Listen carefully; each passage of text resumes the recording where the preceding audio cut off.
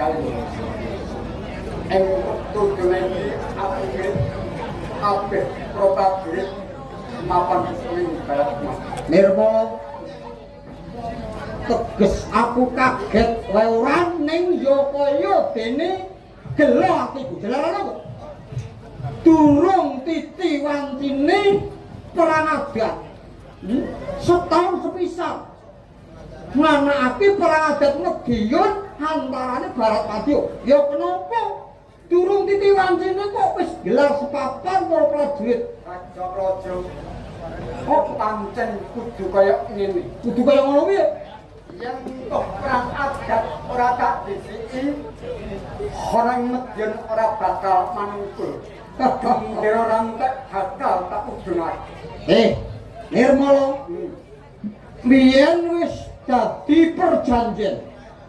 ora kena disiki ora kena ngeri tegese wong Barat Madya ora kena maju dhisik namung Medion uga ora kena maju dhisik ya gene kowe wis dhisik yen ngono cetha arep ngalapati nang Medion pancen wis tak sengaja mula Esa Praja apa gelem kowe manungkul ning Barat Madya aku ora bocah cilik prajurit aku gelem manungkul yen toh wis sirahku gelem ngarep